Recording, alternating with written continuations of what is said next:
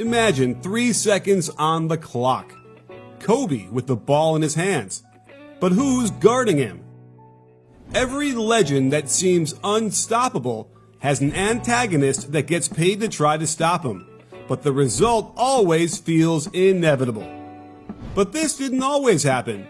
In fact, every Hall of Fame scorer had a Hall of Fame defender ready to take the credit or take the blame for defending the final shot. MJ had Joe Dumars. LeBron has Kawhi Leonard. Michael Scott had Toby from HR. And Kobe Bryant had Ruben Patterson? Of the names I just listed off, it's pretty clear that one of these men is not like the others. Oh, and we're not talking about the fictional character either. No disrespect to Ruben Patterson, but those dudes belong in a different category. Besides, if you're one of our younger viewers, you might be thinking, who the heck is Ruben Patterson? Well, according to Sean Kemp and Basketball Reference, Patterson is the one and only Kobe stopper. We all know there really is no such thing as a true Kobe stopper, but there was one man who didn't ask for that nickname and actually made Kobe's life noticeably harder, and he wasn't even a shooting guard. He was a 9-time All-Star, Defensive Player of the Year, and like Patterson, was once a Laker. This is the story of one man who claimed to be the Kobe stopper and another who truly deserved that title. Ruben Patterson was drafted by the Lakers in 1998, just 2 years after Kobe arrived. As a rookie, Patterson got consistent playing time in practice, matching up with one of the best offensive players the league has ever seen. And Patterson claimed that he frequently won these matchups, saying he regularly shut down Froby. You might be thinking, well, this is just practice. Kobe in a game is a whole different animal. But we know that Kobe didn't exactly take practices lightly. If Patterson's claim was true, it's a pretty impressive feat. It's obviously worth noting the claim might not be true, as non-stars tend to remember their playing days with delusion.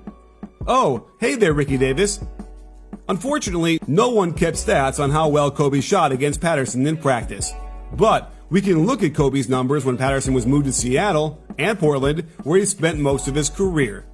After being traded from the Lakers, Patterson and Kobe matched up 23 times, and the Lakers went 9-14 in that stretch. The biggest win for Patterson came on March 6, 2004.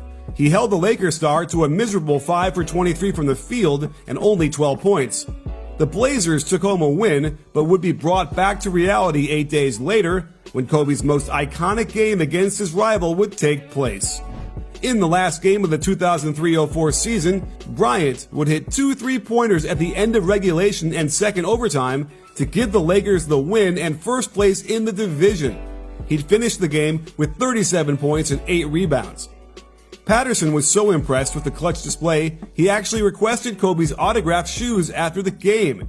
He left the arena with Kobe's signature, game-worn sneakers, and the knowledge that one of the best in the world hit not 1, but 2 back-breaking shots over the Kobe stopper. Over 23 games, Patterson would hold Kobe to 29.3 points on 44.4% shooting. Not exactly a very thorough stopper. In fact, it's 1 point more than Kobe's point average over Patterson's whole career. If Patterson, the anointed lockdown defender, didn't realistically do much, who did play the best defense on Bryant?